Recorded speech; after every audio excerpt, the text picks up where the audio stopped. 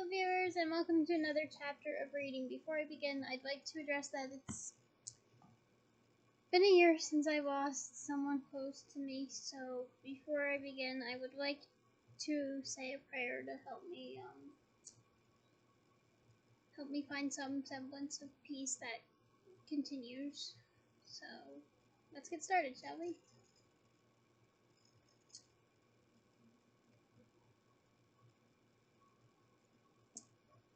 Ave Maria, gratia plena, Dominus tecum, benedicta tu in mulieribus et benedictus fructus ventris tui, Jesus.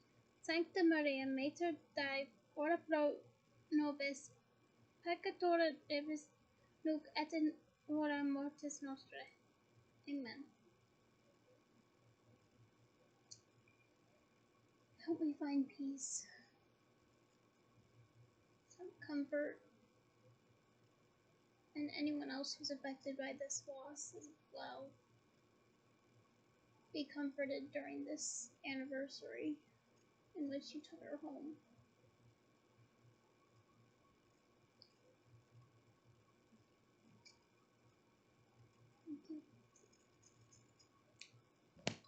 And now onto the chapter, shall we? It's going to be an especially poignant one, that's for sure. But onto the chapter, yes? Chapter 27, The Lightning-Struck Tower. Once back under the starry sky, Harry heaved Dumbledore onto the top of the nearest boulder, and then to his feet. Sodden and shivering, Dumbledore's weight still upon him, Harry concentrated harder than he had ever done upon his destination, Hogsmeade. Closing his eyes, gripping Dumbledore's arm as tightly as he could, he stepped forward into that feeling of horrible compression. He knew it worked before he opened his eyes. The smell of salt, the sea breeze, had gone. He and Dumbledore were shivering and dripping in the middle of a dark high street in Hogsmeade. For one horrible moment, Harry's imagination showed him Morton Ferrari creeping toward him around the sides of the shops. But he blinked and saw that nothing was stirring. All was still. The darkness complete, but for a few street lamps and lit upper windows. "You did it, Professor," Harry whispered with difficulty. He suddenly realized that he had a searing stitch in his chest.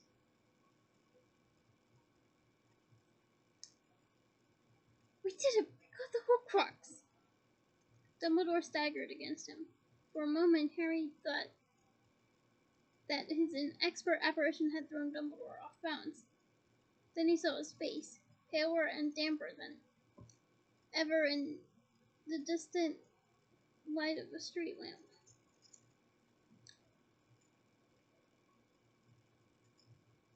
"Sir, are you all right?" "I've been better," said Dumbledore weakly, though the corners of his mouth twitched. "That potion was no health drink." And to Harry's horror, Dumbledore sank onto the ground. "Sir, it's okay, sir. You're going to be alright. Don't worry." He looked around desperately for help, but there was nobody to be seen, and all he could think was that he must somehow get to Dumbledore, quickly to the hospital. "I need to get you up to the school, sir. Madam Pomfrey."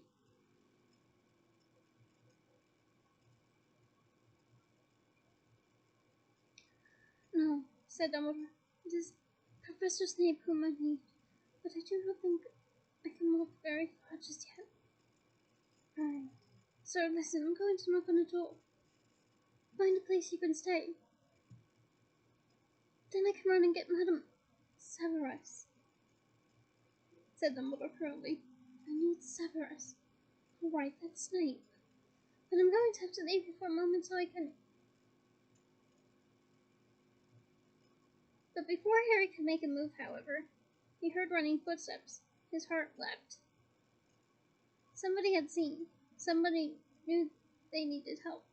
And looking around, he saw Madame Rose Marta scurrying down the dark street toward them on high-heeled, fluffy slippers, wearing a silk dressing gown embroidered with dragons. Oh, now that would be cool to have in real life. That would be so cool. Although now I wonder, what type of dragon? Chinese fireball, Commonwealth green, Swedish snort, boom. The Swedish dragon. The Hungarian horntail. The Ukrainian iron belly. That's foreshadowing. What type of dragon? I must know.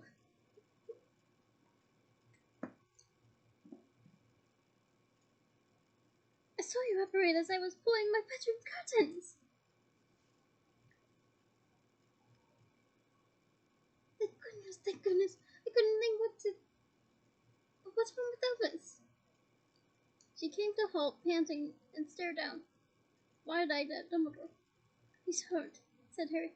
Madame Rose, can you come into the 3 broomsticks while I go up to the school and get help for him?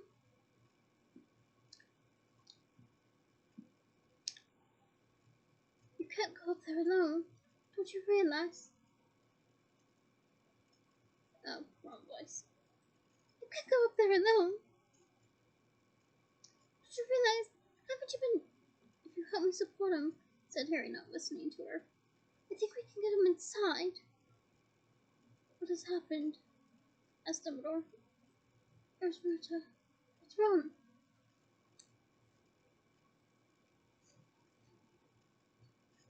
The Darth Mark, Albus.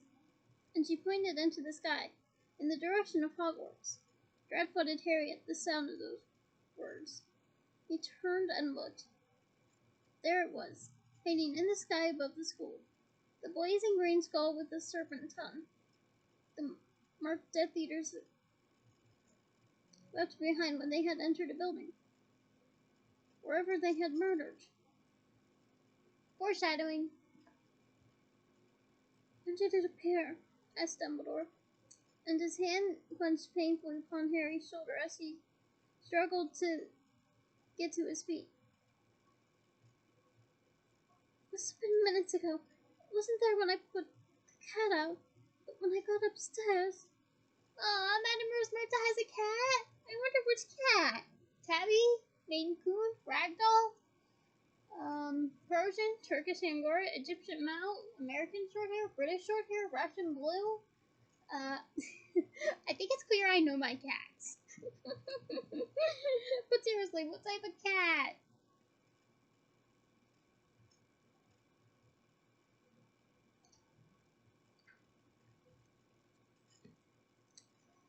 You need to return to the castle at once, said Dumbledore. Where's Marta? And though he staggered a little, he seemed wholly in command of the situation. I need transport. Brooms.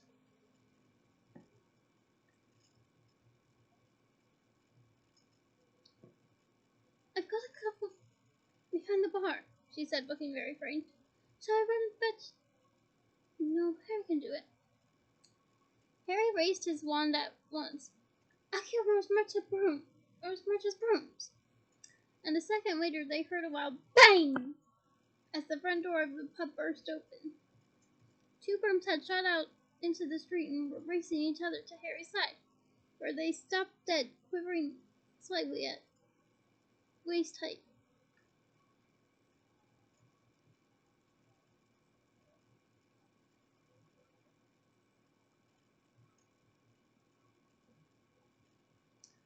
Miss Marta, please send a message to the Ministry, said Dumbledore as he mounted the broom nearest him. It might be that nobody within Hogwarts has yet realized anything's wrong. Harry, put on your invisibility cloak.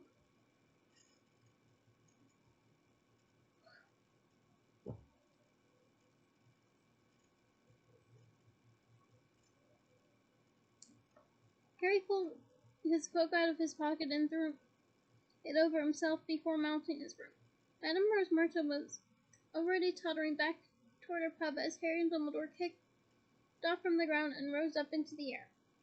As they sped toward the castle, Harry glanced sideways at Dumbledore, ready to grab him should he fall. But the sight of the dark mark seemed to have acted upon Dumbledore like a stimulant. He was bent low over in his broom, his eye fixed upon the mark. His long silver hair and beard flying behind him on the night air. And Harry, too, looked ahead at the skull, and fear swelled inside him like a venomous bubble, compressing his lungs, driving all other discomfort from his mind. How long had they been away? Had Ron, Hermione, and Ginny's luck run out by now? Was it one of them who had caused the mark to be set over the school? Or was it Neville, Luna, or some other member of the DA? Well, I think we could safely rule them all out, considering they would not have known the incantation to the spell, and not to mention they're also against Voldemort's allies, so it would be kind of weird for that circumstance to happen. So we can safely rule them out, Harry. And if it was, he was the one who told them to patrol the corridors. He asked them to leave the safety of their beds. Would he be responsible, again, for the death of a friend? Well, not directly. And I say not directly because of later events.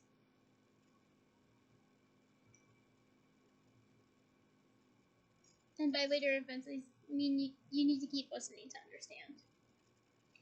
Advanced Potterheads, you already know. As they flew over the dark, twisting lane down which they had walked earlier, Harry heard over the whistling of the night air in his ears, Dumbledore muttering in some strange language again. He thought he understood why as he felt his broom shudder when they flew over the boundary wall into the grounds. Dumbledore was undoing the enchantments he himself had set around the castle so they could enter at speed. The dark mark was glittering directly above the astronomy tower, the highest of the castle. Did that mean the death had occurred there? Well, you're on the right track, Harry, but I wouldn't use past tense just yet.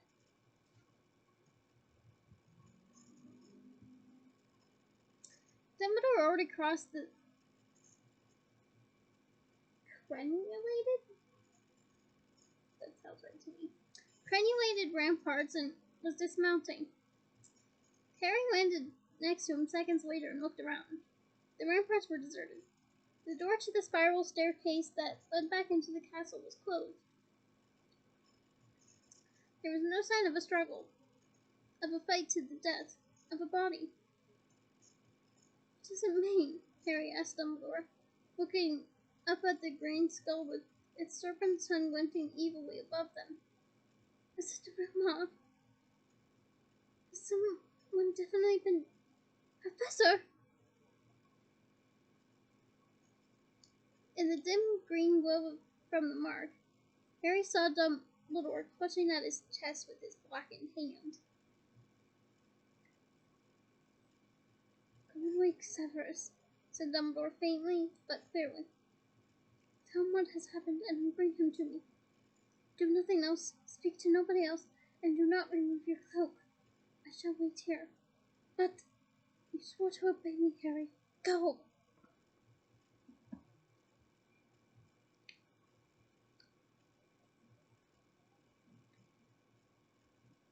Harry hurried over to the door leading to the spiral staircase, but his hand had only just closed upon the iron ring of the door when he heard running footsteps on the other side.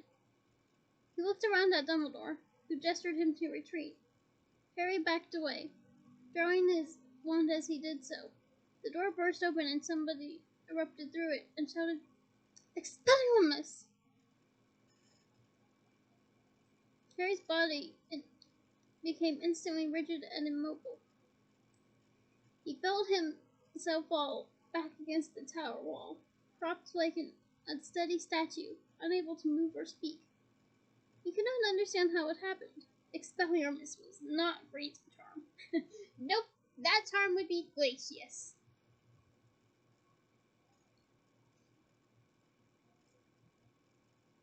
Then, by the light of the mark, he saw Dumbledore's wand flying in an arc over the edge of the ramparts and understood. Dumbledore had wordlessly immobilized Harry, and the second he had taken to perform the spell had cost him the chance of defending himself.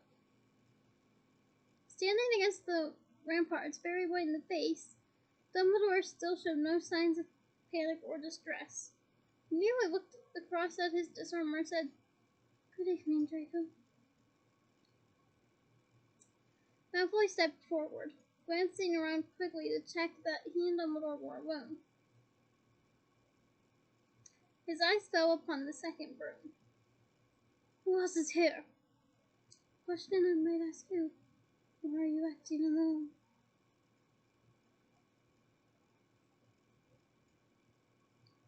Harry saw Malfoy's pale eyes shift back to Dumbledore in the greenish glare of the mark. "No," he said. "I've got backup. There are Death Eaters here in your school tonight."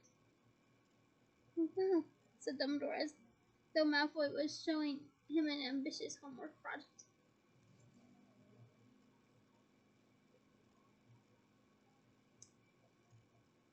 "Very good indeed. You found a way to let them in, did you?" "Yeah," said Malfoy, who was panting. "Right under your nose, and you never realized." "Ingenious," said Dumbledore. "But, forgive me, where are they now? You seem unsupported." "I meant some of your cards. They're having a fight down below. They won't be long. I came on ahead. I've got a job to do." "Well, then you must get on and do it, my dear boy," said Dumbledore softly. There was silence. Harry stood imprisoned within his own invisible, paralyzed body, staring at the two of them, his ears straining to hear sounds of the Death Eater's distant fight. And in front of him, Draco Malfoy did nothing but stare at Albus Dumbledore, who, incredibly, smiled. Draco, you are not a killer." "How do you know?" said Malfoy at once. He seemed to realize how childish the words sounded. Harry saw him flush in the mark's greenish light. "You don't know what I'm capable of," said Malfoy more forcefully. "You don't know what I've done." "Oh, yes, I do," said Dumbledore mildly. "You almost killed Katie Bell and Ronald Weasley. You have been trying, with increasing desperation, to kill me all year. Forgive me, Draco, but they have been feeble attempts. So feeble, to be honest, that I wonder whether your heart has really been in it." "It has been in it," said Malfoy vehemently. "I've been working on it all year, and tonight—"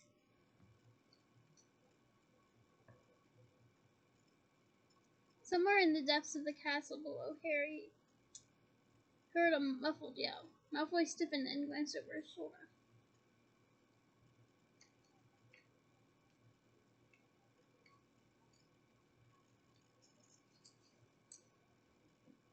"Somebody's putting up a good fight," said Dumbledore conversationally. "But you were saying, yes, you have managed to introduce Death Eaters into my school, which I admit I thought impossible. How did you do it?"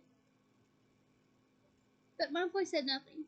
He was still listening to whatever was happening below, and seemed almost as paralyzed as Harry was.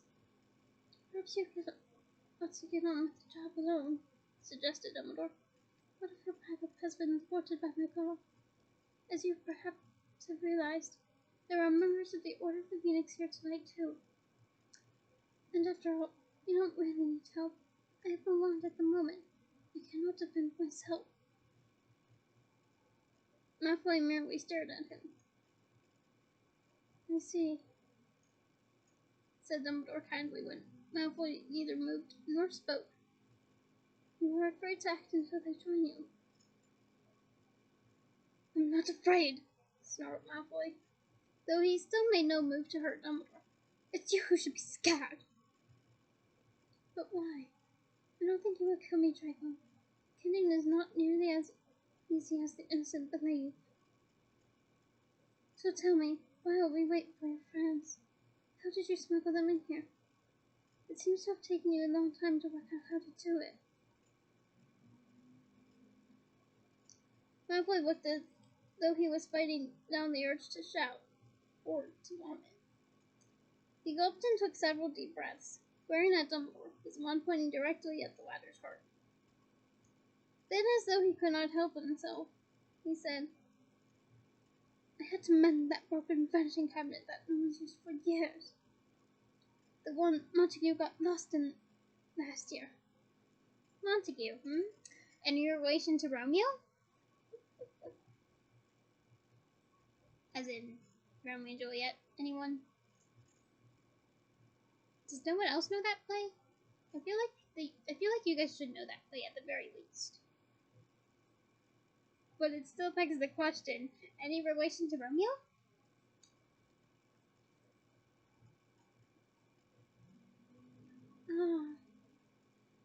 Dumbledore's sigh was half a groan. He closed his eyes for a moment. That was clever. There's a pair, I take it. In Borgin and Burks, said Malfoy. And they make a kind of passage between them. Montague told me that when he was stuck in the Hogwarts one, he was trapped in limbo. But sometimes he could hear what was going on at school, and sometimes what was going on in the shop, as if the cabinet was traveling in between them. But he couldn't make anyone hear him. In the end, he managed to operate out, even though he never passed his test. He nearly died doing it. Everyone thought it was a really good story, but I was the only one who realized what it meant. Even Borgin didn't know. I was the one who realized there could be a way into Hogwarts through the cabinets if I fixed the broken one. Very good, murmured Dumbledore. So the Death Eaters were able to pass from Borgin and Burks into the school to help me. A clever plan. A very clever plan. And as you say, right under my nose.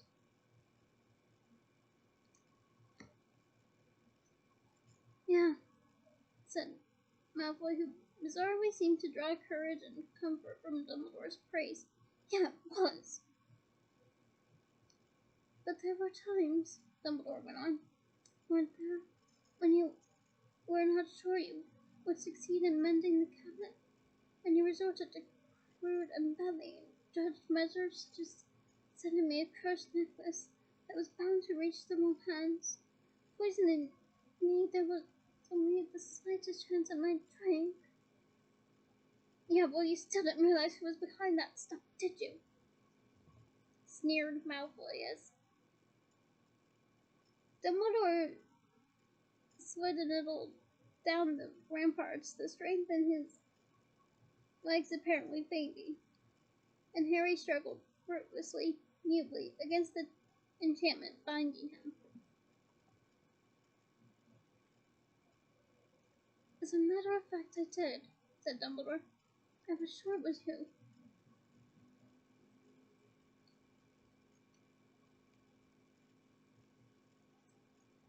Why didn't you stop me then?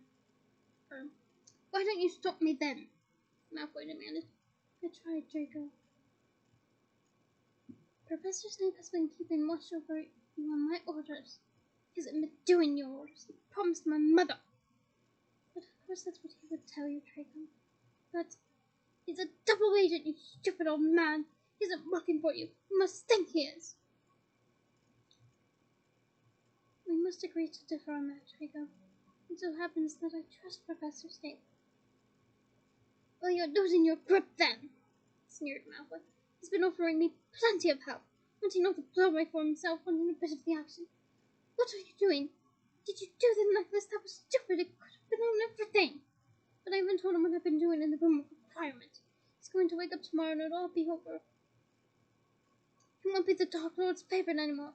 He'll be nothing compared to me. Nothing. Very gratifying, said Dumbledore mildly. We all like appreciation for our own hard work, of course. But you must have had an accomplice all the same. Someone who hugs me. Someone who is able to sip the... Dumbledore closed his eyes again and nodded, as though he was about to fall asleep. Of course. There's Murta. How long has she been under the Imperious curse? up there at last, have you?" Malfoy taunted. There was another yell from below, rather louder than the last.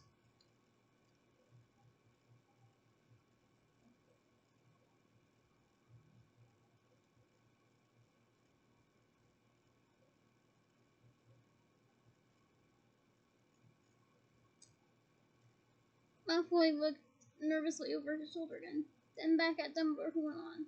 "So poor Rose Martin was forced to lock into her own bathroom and pass that access to any Hogwarts student who entered the room unaccompanied.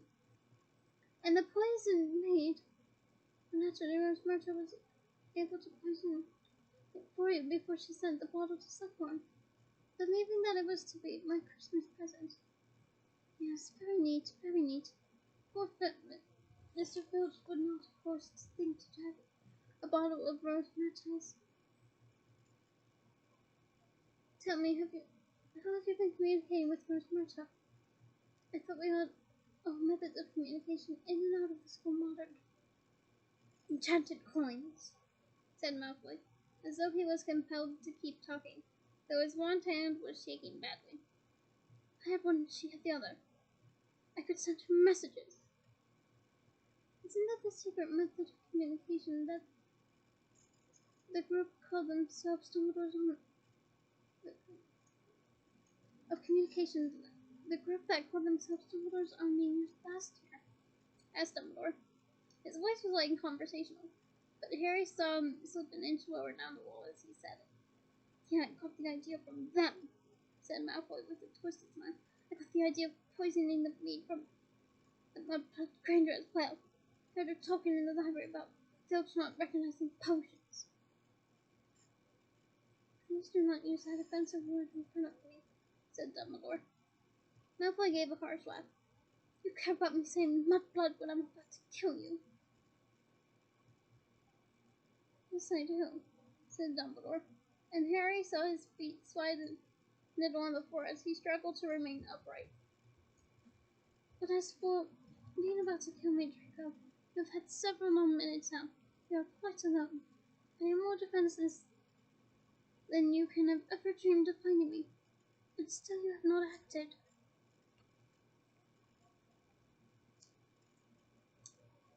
Malfoy's mouth contorted involuntarily, as though he had tasted something very bitter. "Now about tonight," Dumbledore went on. "I am a little puzzled about how it happened. You knew that I had left the school, but of course—" He answered his own question. "Rosmer just saw him leaving. She tipped you off using your ingenious coins, I'm sure." "That's right," said Malfoy. "But she said you were just going for a drink. You'd be back." "Well, I certainly did have a drink, and I came back after a fashion," mumbled Dumbledore. "Yeah, that's true. You technically have." "So you decided to spring a trap for me?" "We decided to put the dark mark over the tower and get you to hurry up here to see who'd been killed," said Malfoy, "and it worked." "Well, yes and no," said Dumbledore. "But am I to take it then that nobody has been murdered? Someone's dead," said Malfoy, and his voice seemed to go up an octave as he said it. "One of your people. I don't know who. It was dark. I stepped over the body. I was supposed to be waiting up here when you got back. One of your phoenix got in the way." "Yes, they do that," said Dumbledore. There was a bang and shouts from below. I will not repeat these. I will not try to shout because I don't want to alert any family.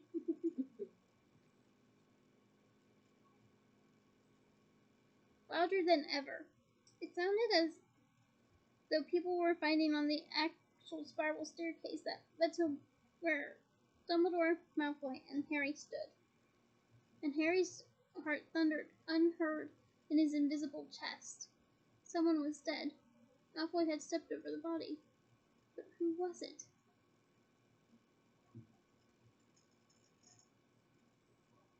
There is little time, one way or another, said Dumbledore. So let us discuss your options, Draco. My options, said Malfoy loudly.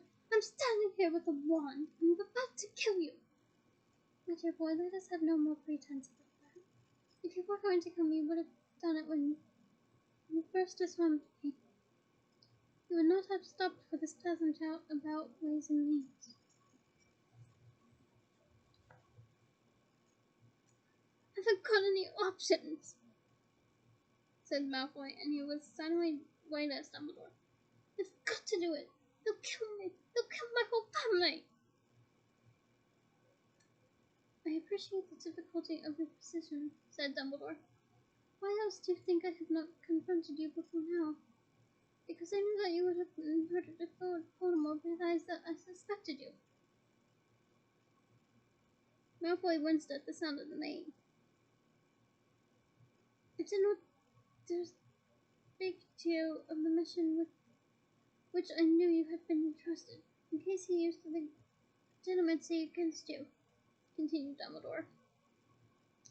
But now at last we can speak plainly to each other. No harm has been done. We have hurt nobody.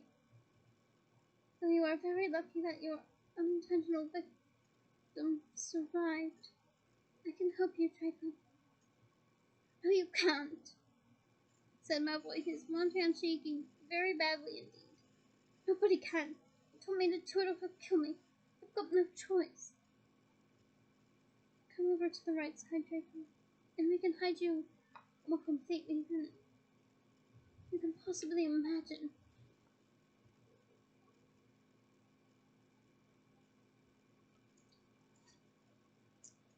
What is more, I can send members of the orders to your mother tonight to hide her likewise. Your father is safe at the moment in Azkaban. When the time comes, we can protect him too. Come over to the right side, Draco. You are not a killer.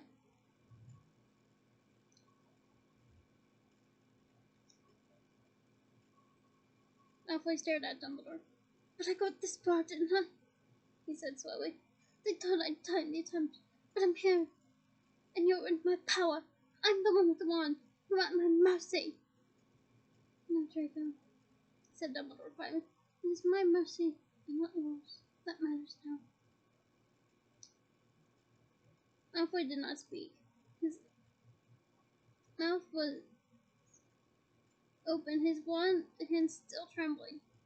Harry thought he saw it drop by a fraction. But suddenly footsteps were thundering up the stairs, and a second later Malfoy was buffeted out of the way as four people in black robes burst through the door onto the ramparts. Still paralyzed, his eyes staring unblinkingly, Harry gazed in terror upon four strangers. It looked like the Death Eaters had won the fight below. A lumpy old man with an odd lopsided leer gave a wheezy giggle.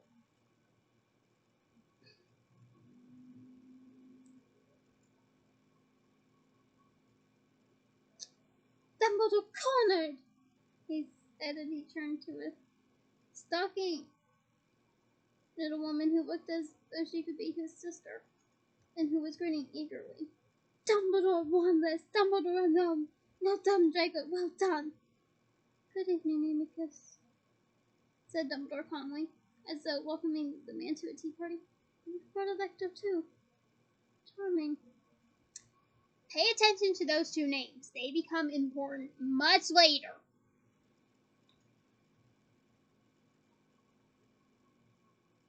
The woman gave an angry little titter. Think your little jokes will have you on your deathbed then, she jeered.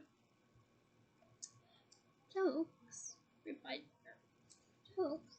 No, these are manners, replied Dumbledore. Do it. Okay, I'm gonna channel my Palpatine a moment. Do it. I had to. I'm sorry. I had to. But regardless, do it, said the stranger standing nearest to Harry. A big, rangy man with matted gray hair and whiskers, whose black Death Eater's robes looked uncomfortably tight. He had a voice like none that Harry ever heard, a rasping bark of a voice. Harry could smell a powerful mixture of dirt, sweat, and unmistakably blood coming from him. His filthy hands had long yellowish nails. Is that you, Fenrir? Asked Dumbledore. That's right, raps the other. Please to save me, Dumbledore. No, I cannot say that I am. Greyback grinned, showing pointed teeth. Blood trickled down his chin and he licked his lips slowly, obscenely. But you know how much I like kids, Dumbledore.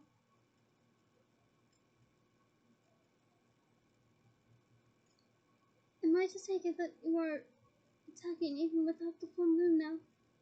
This is most unusual. You have developed a taste for human flesh that cannot be satisfied once a month. That's right, said Fenrir Greyback. Shocks you that, does it, Dumbledore? Frightens you? Well, I cannot pretend that it does not disgust me at all, said Dumbledore. And yes, I am a little shocked that Draco here invited you, of all people, into the school where his friends live. I didn't, breathed Malfoy. He was not looking at Fenrir. He did not seem to even want to glance at him. He didn't know he was going to come. I wouldn't want to miss a trip back to Hogwarts, Dumbledore, rasped Greyback. Not when there are throats to be ripped out. Delicious, delicious. And he raised a yellow fingernail and picked at his own front teeth, leering at Dumbledore. I could do you for afters, Dumbledore.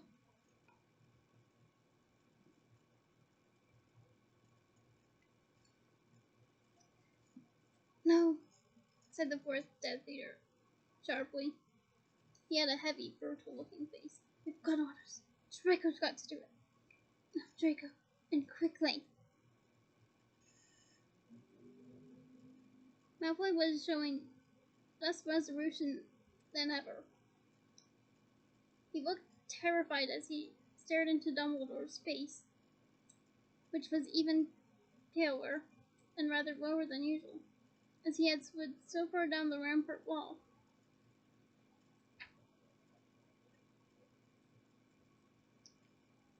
It's not known for this world anyway, if you ask me, said the lopsided man, to the accompaniment of his sister's wheezing giggles. Oh, look at him. What's happened to you then, Dumby? Oh, weaker resistance. Slower reflexes, Amicus, said Dumbledore. Old age and short.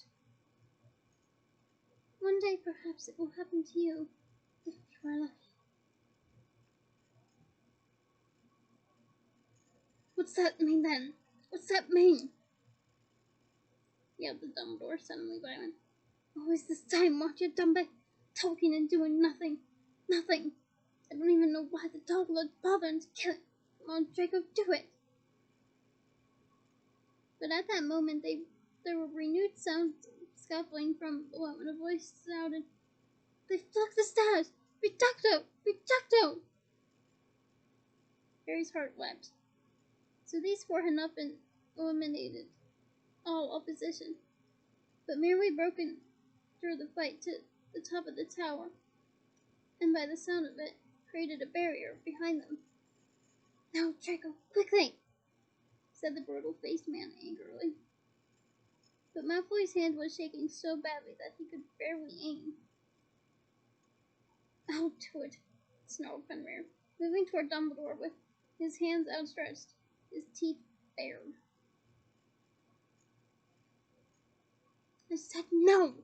Shouted the brutal-faced man. There was a flash of light and the werewolf was blasted out of the way. He hit the ramparts and staggered, looking furious. Harry's heart was hammering so hard it seemed impossible that nobody could hear him standing there, imprisoned by Dumbledore's spell. If he could only move, he could aim a curse from under the cloak. Draco, you better stand aside so one of us, screeched the woman. But at that precise moment, the door to the ramparts burst open once more, and there stood Snape, his wand clutched in his hand as his black eyes swept the scene. From Dumbledore slumped against the wall to the 4 Death Eaters, including the enraged werewolf and Malfoy.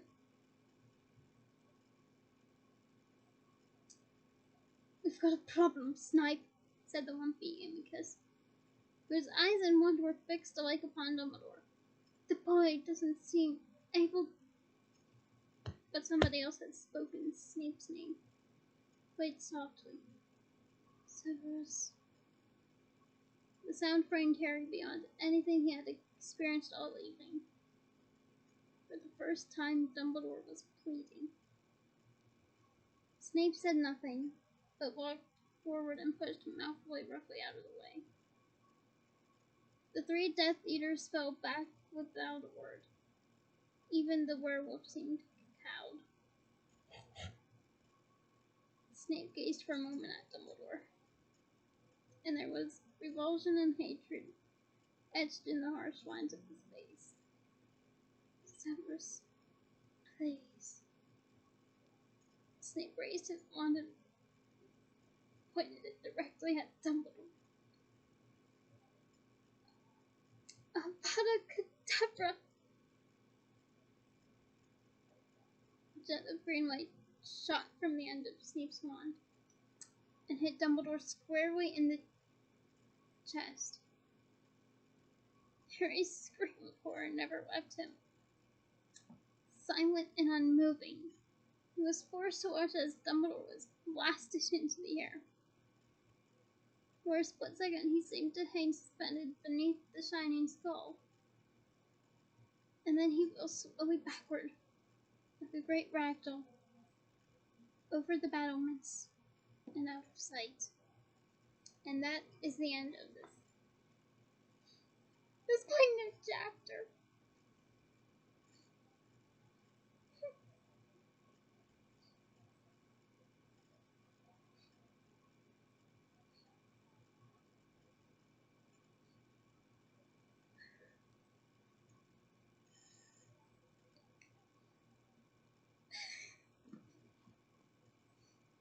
Why J.K. Rowling? Why Dumbledore? Okay.